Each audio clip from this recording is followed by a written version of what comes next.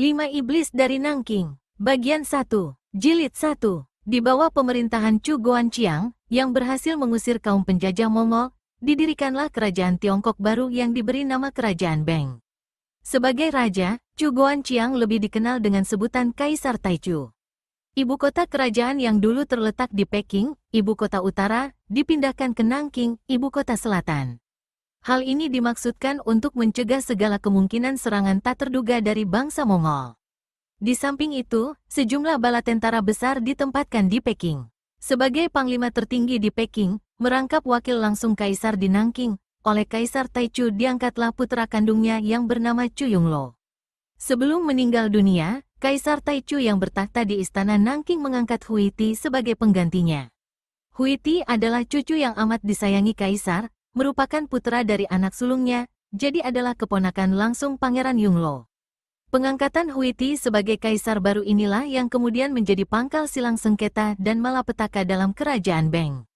Sebagai anak kandung atau putra Kaisar Taichu, Pangeran Yongluo merasa lebih berhak untuk menjadi kaisar dibanding dengan Huiti, yang hanya seorang cucu. Hal ini kemudian berubah menjadi pertentangan dan perpecahan, dan pada puncaknya mengakibatkan perang saudara yang hebat.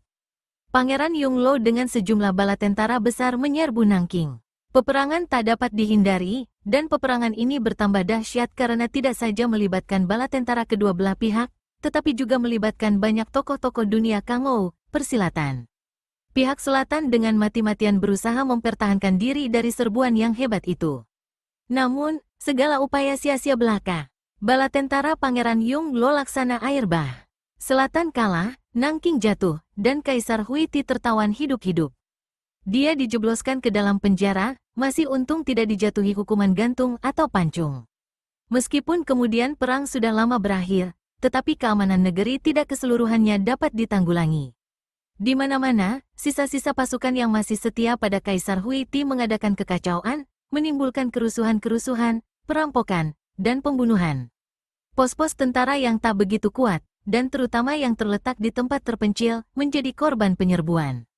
Dalam suasana kerajaan Beng seperti saat itulah kisah silat ini dimulai. Suatu hari, sebulan setelah Kaisar Huiti ditumbangkan, serombongan pasukan kerajaan di bawah pimpinan seorang perwira muda berkepandaian tinggi tampak bergerak meninggalkan Nanking.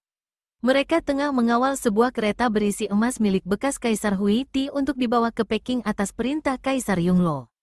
2 hari berlalu, rombongan telah jauh meninggalkan Nanking, namun Peking yang menjadi tujuan masih amat jauh di sebelah utara. Karena matahari tidak bersinar terlalu terik, dan angin sejuk bertiup sepanjang perjalanan, kusir kereta memegang tali les sambil bernyanyi kecil. Di sebelahnya duduk seorang pengawal berusia agak lanjut, tetapi memiliki ilmu silat bukan sembarangan, bahkan kepandaiannya setingkat lebih tinggi dari perwira muda yang menjadi pimpinan rombongan itu. Pengawal tua ini bernama Tian Gei dan dikenal dengan julukan Tian Gei si tangan baja. Di sebelah depan kereta yang membawa emas, dan juga di sebelah belakang, terdapat masing-masing 6 orang pengawal, hingga keseluruhan rombongan berjumlah 15 orang. Karena mereka membawa emas yang tak ternilai harganya, maka keberangkatan rombongan ini sangat dirahasiakan. Sampai hari ketiga, perjalanan berjalan lancar tanpa suatu halangan. Akan tetapi pada hari keempat, sewaktu rombongan mengambil jalan memotong terdekat memasuki sebuah hutan di kaki bukit, terjadilah hal yang mengejutkan. Jalan di hadapan perwira muda pemimpin rombongan tiba-tiba saja runtuh, amblas. Ternyata di situ telah digali sebuah lubang besar yang diganjal dengan ranting-ranting kecil, dan kemudian ditutup kembali baik-baik dengan tanah serta dedaunan. Tak ampun lagi, kuda yang ditunggangi sang perwira, termasuk 6 pengawal di belakangnya, terperosok dan terjebak masuk ke dalam lubang yang dalamnya hampir 5 kaki. Jika 6 pengawal berseru kaget kalang kabut, maka perwira muda tadi masih dapat menguasai diri. Dengan sikap tenang tapi gesit dan mengandalkan ginkangnya, ilmu meringankan tubuh, yang lihai, dia melesat dari punggung kuda. Sebelum kedua kakinya menginjak tanah, tiba-tiba telinganya menangkap suara berdesing. Menyusul kemudian, terdengar jerit kematian yang mengerikan. 6 pengawal yang barusan berhamburan masuk lubang bersama beberapa ekor kuda tunggangan mereka, menggapai-gapai mencoba keluar dari lubang tersebut. Ada yang patah tulang bahu, tulang kaki, atau tangan. Dalam keadaan seperti itu, belum mampu mereka keluar dari lubang, selusin golok terbang menderu, menancap di dada, ada yang di leher atau perut, bahkan ada yang menancap di kening, membuat keenam pengawal itu roboh, mengerang sebentar, lalu mati. Kuda-kuda yang meringkik hingar-bingar juga ikut menjadi korban golok-golok terbang yang ganas itu. Akan keadaan kereta pembawa emas, bila saja kusir tidak cepat menahan tali kekang, pastilah kereta itu akan ikut menghambur terperosok masuk ke dalam lubang. Orang tua di samping kusir kelihatan mengerutkan kulit kening. Lalu dia keluarkan seruan keras. Semua siap sedia, ada tangan-tangan jahat yang menjebak kita di tempat ini. Selesai berteriak, tangan kanannya lalu dihantamkan ke atas, ke arah sebatang pohon besar. Bangsat yang berani berlaku kurang ajar, tunjukkan tampang-tampang kalian. Serangkum angin menderu keluar dari tangan Tian Gei si tangan baja dan kraakek, batang pohon di sebelah atas patah. Cabang dan ranting-ranting serta dedaunan melayang gugur. Detik itu pula, terdengar suara tertawa bekakakan yang menggetarkan seantero hutan dan membuat bergemetarnya mereka yang mendengar. 5 sosok tubuh berkelebat dari atas pohon yang tumbang, dan serentak dengan itu, 6 batang golok terbang bersiuran ke arah Tian Gei. Karena tidak menduga akan mendapat serangan mendadak begitu rupa, sedangkan dia baru saja melepas pukulan, Tian Gei menjadi cukup kaget. 2 golok terbang dihantamnya dengan tangan kanan. Begitu tangan kanannya beradu dengan golok-golok, 2 golok tadi melabrak baja dan patah. Tak percuma dia mendapat julukan si tangan baja. Dengan menjatuhkan diri ke samping, 2 buah golok lainnya berhasil dielakkan. Golok kelima dapat ditangkis dengan tendangan tepat pada gagang golok. Namun, serangan golok ke-6 agak terlambat di kelitnya. Bret, bagian tajam golok merobek bahu pakaiannya, melukai daging tubuh di bagian itu. Paras Tian Gei berubah. Jika dia masih dapat dihantam oleh senjata lawan yang ke-6, sudah dapat dipastikannya bahwa penyerang bukan manusia tingkat rendahan. Mengingat tanggung jawabnya dalam pengawalan kereta, Tian Gei tak mau berlaku ayal. Dia melirik pada perwira muda di sampingnya, yang saat itu sudah cabut pedang dan tengah menghadapi 5 manusia yang baru saja melayang turun dari atas pohon. Kelimanya berjubah hitam, 4 berambut gondrong awut-awutan, sedangkan yang kelima berkepala botak berkilat. Tampang mereka buas seperti singa lapar, penuh brewok dan menyeramkan. Pandangan mata mereka membersitkan kegarangan, haus darah, dan maut. Lelaki gondrong yang tegak paling ujung sebelah kanan keluarkan suara tertawa.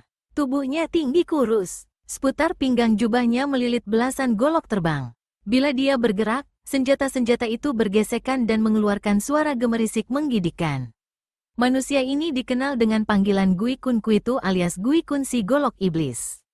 Dialah tadi yang telah melemparkan golok-golok terbang, merenggut nyawa 6 pengawal, dan juga menyerang Tian Gei. Di sebelah Gui Kun Kuitu berdiri kambratnya yang memiliki rambut merah gondrong paling panjang, menyela sampai ke punggung. Rambut ini bukan sembarang rambut karena bisa dipergunakan sebagai senjata maut. Rambutnya inilah yang membuat dia mendapat julukan iblis rambut merah atau Ang Moit Kui. Orang yang ketiga berdiri sambil merangkapkan tangan di depan dada. Kepalanya botak licin dan berkilat. Tubuhnya pendek gemuk. Dia terkenal dengan panggilan Tiat Tau Kui atau iblis kepala besi. Kalau kawannya tadi mengandalkan rambut sebagai senjata, maka yang satu ini mengandalkan kepalanya sebagai senjata maut. Boleh dikatakan sebagian besar musuhnya menemui kematian ditanduk atau disodok dengan kepalanya yang botak keras laksana bola besi itu. Manusia berjubah hitam yang keempat tegak dengan sikap angker, lebih seram dari yang lain-lainnya. Tubuhnya paling tinggi dan paling besar. Dialah yang dikenal dengan gelaran Nanking Kui Ong atau Raja Iblis dari Nanking. Dan dialah yang menjadi pimpinan dari semua manusia-manusia seram itu. Orang terakhir berdiri di ujung kiri.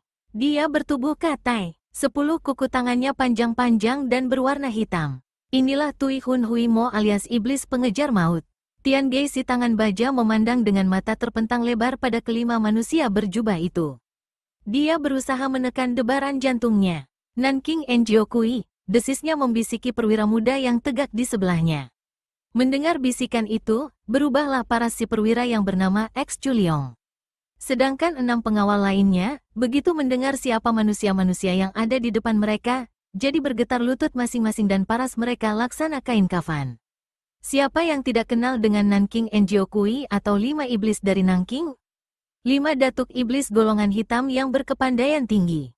Pada masa perang saudara dulu, mereka dikenal sebagai pembantu utama Kaisar Huiti. Begitu perang berakhir dan Huiti ditawan, kelimanya melenyapkan diri. Tahu-tahu kini muncul dalam keadaan begitu rupa. Melihat cara mereka muncul dengan menyebar maut, jelas kelimanya mempunyai maksud jahat dan keji. Diam-diam Tian Gei mengeluh. Meskipun perwira Chulyong berkepandaian tidak rendah, akan tetapi menghadapi 5 manusia iblis itu sama saja dengan usaha hendak lolos dari lubang jarum. Jago tua Tian Gei sudah mencium maut kematiannya sendiri. Jilid 2. Kalau tadi perwira muda Chulyong hendak naik pitam melihat kematian 6 anak buahnya, kini setelah mengetahui siapa adanya lawan yang dihadapi, mau tak mau dia harus menekan amarah dan tidak boleh bertindak gegabah. Chulyong membuka mulut. Sungguh tidak disangka, hari ini kami akan bertemu dengan Nanking Enjiokui yang terkenal. Mengingat perang telah lama usai, dan pihak pemerintah juga tidak pernah mengutik-utik diri Enjiowi Lo Qianwei sekalian, meskipun dulu diketahui Enjiowi membantu pemberontak Huiti, maka adalah menjadi tanda tanya bagi kami, mengapa hari ini begitu muncul Enjiowi langsung menjatuhkan tangan maut pada anak-anak buahku yang tidak berdosa? Gui Kun Kuitu, orang kelima dalam urutan 5 manusia iblis itu, batuk-batuk beberapa kali lalu menyahuti. Perwira anjing peliharaan Yung Lo, kau dengarlah baik-baik, perang memang sudah lama selesai, tetapi akibatnya masih tetap akan terasa, malah mungkin lebih hebat dari peperangan itu sendiri. Kau menyebut Kaisar Huiti sebagai pemberontak. Kotor dan lancang sekali mulutmu. Kaisar Taichu sendiri yang mengangkatnya untuk menduduki tahta kerajaan Beng. Dan si Yung Lo yang temahak busuk itulah yang telah melakukan pengkhianatan, memberontak. Sekarang kalian sebagai kaki tangan Yung Lo keparat itu boleh merasa menang. Tapi ingat, akan datang harinya kalian akan menerima pembalasan. Merah paras perwira Chulyong yang dimaki anjing. Memandang nama besar Enjiowi sekalian, aku masih mau memberi maaf atas kata-kata yang bersifat menghina diriku. Tapi, penghinaan kurang ajar terhadap Kaisar Yung Lo benar-benar tak bisa diberi ampun. Oh begitu, ujar Gui Kun Kuitu. Si botak Tia Tau Kui menimpali. Kalau tak bisa diberi ampun, lalu apakah kau akan menangkap kami berlima? Abis bertanya begitu, si botak lantas tertawa mengejek. Rasanya belum terlambat bagi kalian berlima untuk kembali ke jalan benar. Bila kalian bersedia ikut ke kota raja menghadap Kaisar Yung Lo, aku bersedia memintakan ampun bagi kalian, dan bukan mustahil Kaisar mau mengambil kalian-kalian sebagai pembantu-pembantunya. Dijadikan anjing peliharaannya seperti dirimu, tukas Tia Tau Kui pula, dan bersama kawan-kawan dia tertawa gelak-gelak. Tian Gei si tangan baja yang sejak tadi bungkam mendehem beberapa kali lalu berkata, memang tak mungkin bagi kami memaksa Enjiowi ikut ke kota raja. Sebaiknya lupakan saja apa yang barusan kita perbincangkan, dan sekarang masing-masing kita sama meninggalkan tempat ini dengan aman. Chulyong hendak membuka mulut membantah ucapan Tian Gei itu. Mana mungkin kematian 6 anak buahnya dapat dilupakan begitu saja. Bagaimana pertanggungan jawabnya nanti terhadap atasannya di kota raja? Namun ketika melihat isyarat mata yang diberikan Tian Gei, terpaksalah perwira muda ini membatalkan niatnya. Tua bangka Tian Gei, kau memang pandai bicara, berkata Nanking Kuiong, pentolan kepala 5 manusia iblis itu. Tetapi kenapa kau dan orang-orangmu buru-buru hendak pergi?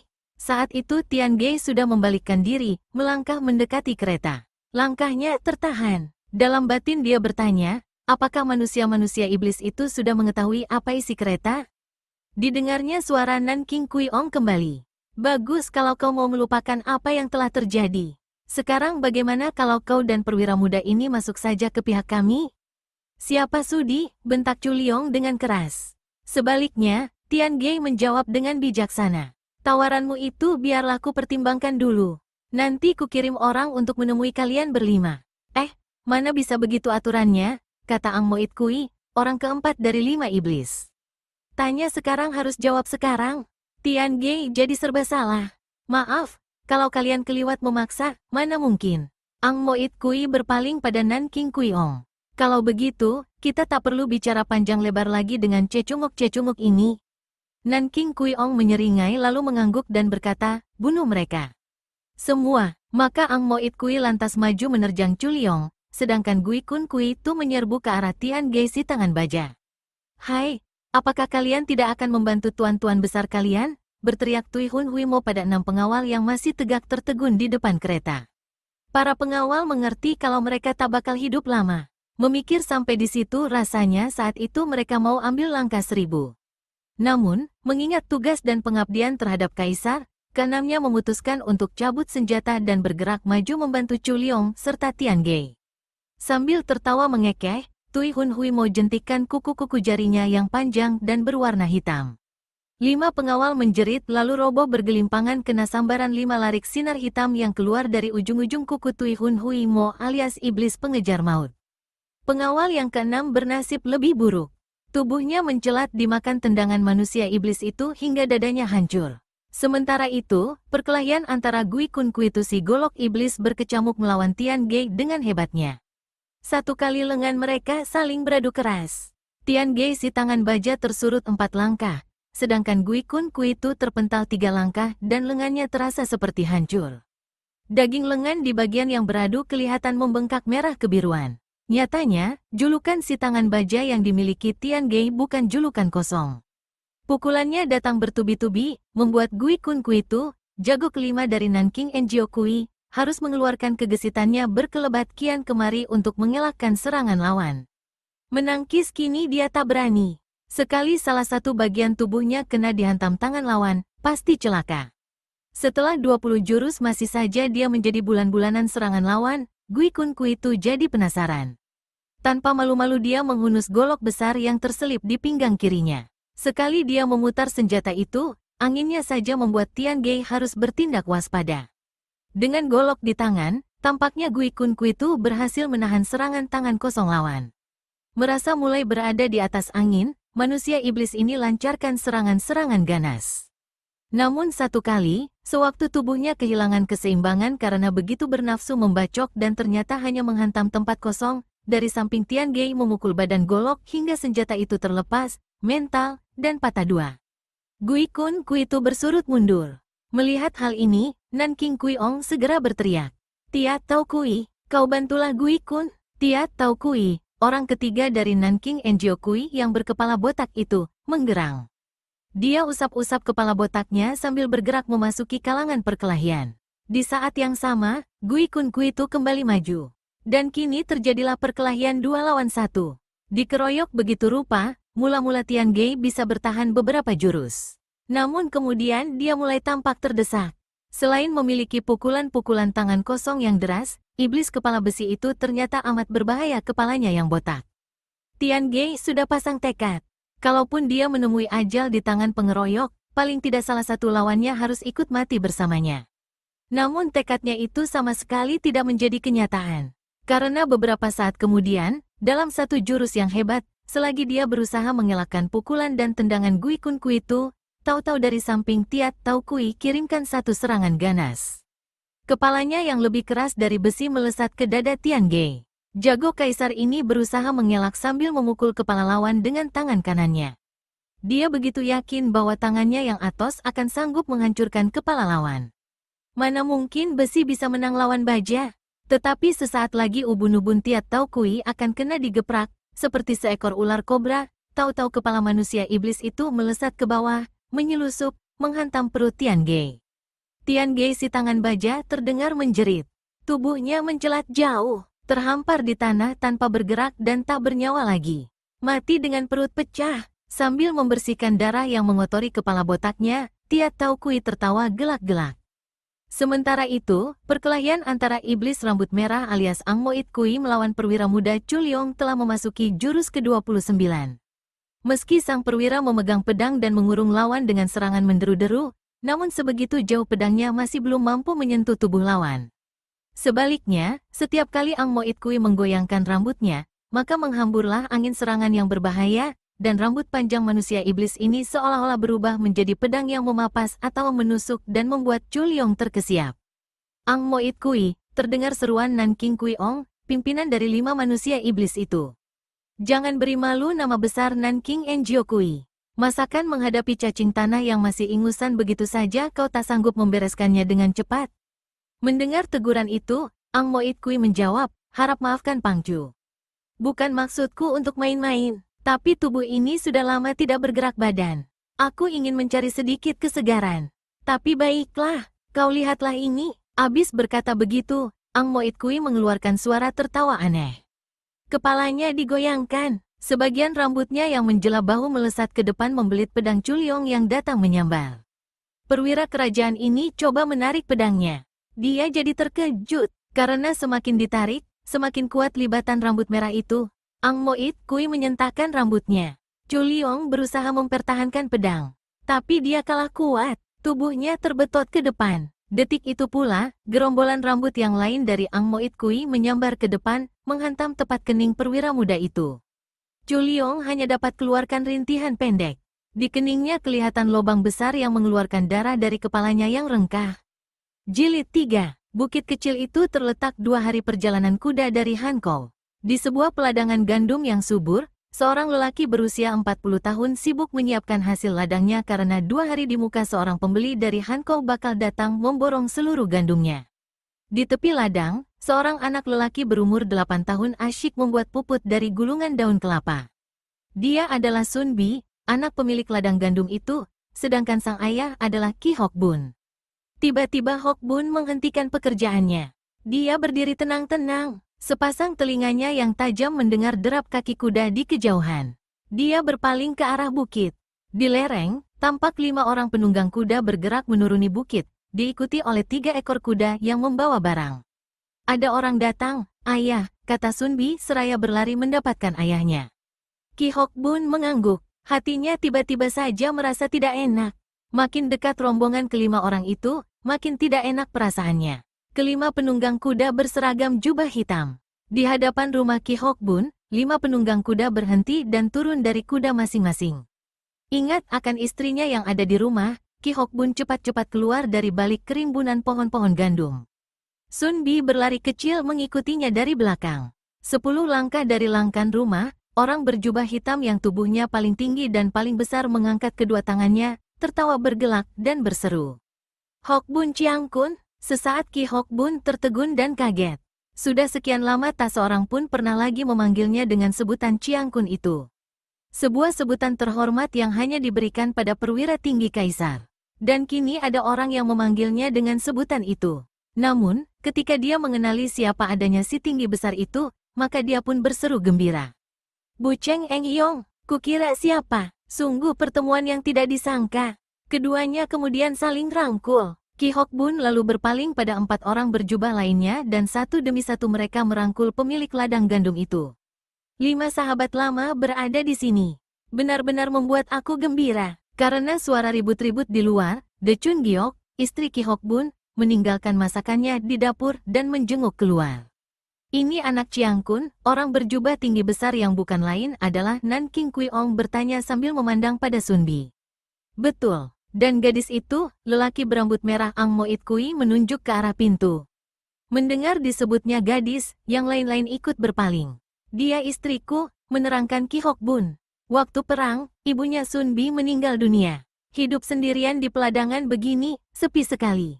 Aku lalu mencari pengganti ibunya Sun Bi. Bola mata 5 manusia iblis itu bersinar-sinar, seolah-olah hendak menelanjangi sekujur tubuh Chun Giok. Perempuan yang cantik jelita, yang tadinya mereka sangka adalah seorang gadis itu, ternyata adalah istrinya Hok Bun.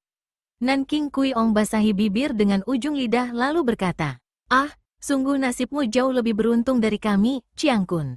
Kau kini hidup tenteram, punya anak, punya ladang luas, dan punya istri muda cantik sekali." Kui Ong basahi bibirnya kembali dengan ujung lidah dan tenggorokannya tampak turun naik. Diam-diam Hok Bun merasa tidak senang melihat sikap dan cara memandang kelima orang itu terhadap istrinya. Cepat-cepat dia berkata, "Chun Giok, masuklah, hidangkan anggur harum, lalu atur meja. Sahabat-sahabatku ini tentu dahaga dan lapar." Chun Giok segera masuk ke dalam, sementara Hok Bun mempersilahkan kelima orang itu masuk ke rumah dan mengambil tempat duduk. Sambil berkipas-kipas, sesekali Nanking Kui Ong yang nama aslinya adalah Bu Cheng melirik ke ruang dalam, mengintai istri Hok Bun. "Kau beruntung sekali, Chiang Kun. Beruntung sekali," ujar Nanking Kui Ong. Hok Bun tersenyum. Antara kita tak ada lagi ikatan atau hubungan ketentaraan. Karenanya, tak usah menyebutku dengan panggilan Chiang Kun itu. Ah, kau terlalu merendah. Kau tahu, dalam waktu singkat kau akan dikembalikan pada jabatan lamamu sebagai perwira tinggi. Bahkan mungkin sebagai seorang jenderal. Dan orang-orang kembali akan memanggilmu dengan sebutan Chiang Kun. Kau tak usah sungkan-sungkan. Bukankah begitu sahabatku? 4 orang yang ditanyai sama mengangguk menanggapi ucapan Nanking Kui Ong itu. Bu Cheng Eng Yong, kata Hok Bun, kulihat kau habis mengadakan perjalanan jauh bersama teman-teman. Di luar sana ada 3 kuda membawa peti-peti besar. Apa isi peti-peti itu, kalau aku boleh tahu? Begini, Chiang Kun. Kalau kau tak sudi dengan sebutan itu, bagaimana jika kami panggil dengan sebutan Towako saja, yang berkata adalah si Gundul Tiat Taukui. Towako artinya kakak dan memang di antara mereka Hok Bun berusia paling tua. Kami berlima beberapa hari lalu telah menghadang anjing-anjing Kaisar Yunglo di luar kota Nanking. Memang sedang hoki, rombongan anjing Kaisar itu ternyata membawa sebuah kereta berisi 3 peti emas. Semua anggota rombongan kami bunuh. Dan kini, 3 peti emas itu menjadi milik kita bersama. Kita, ujar Hok Bun tak mengerti. Kita siapa maksudmu? Ya kita, kami dan kau, Towako, yang menjawab adalah Ang Moit Kui. Hok Bun berpaling pada Bu Cheng alias Nanking Kui Ong. Sesaat kemudian dia berkata, Bu Cheng Eng Hyong, sakit hati kita terhadap mereka yang kini berkuasa memang tak mungkin bisa dihapus lenyap untuk selama-lamanya. Namun, adalah terlalu berbahaya bagi kau dan teman-teman melakukan perampokan. Apalagi disertai membunuh prajurit kerajaan dan 2 orang perwira. Tokoh-tokoh silat yang berpihak pada pemerintah sekarang, dibantu ratusan prajurit kerajaan, pasti akan mencari Cui sekalian. Kita semua bisa celaka, termasuk istri dan anakku. Siapa takutkan mereka? Tukas Gui Kunku itu seraya membetulkan letak golok-golok terbangnya yang berisi seputar pinggang. Memang aku tahu betul para Eng Hyong di sini tidak menaruh takut terhadap mereka. Tetapi alat-alat kerajaan bisa bikin susah kita semua dan membuat hidup jadi tidak tenteram. Perlu diingat, keadaan sekarang sudah berbeda, Bu Cheng Eng Hyong. Berbeda bagaimana? Tanya Nanking Kui Ong. Hok Bun tak menjawab. Setelah menghela nafas panjang, dia kemudian bertanya, apa gunanya para Eng Hyong di sini melakukan perampokan itu?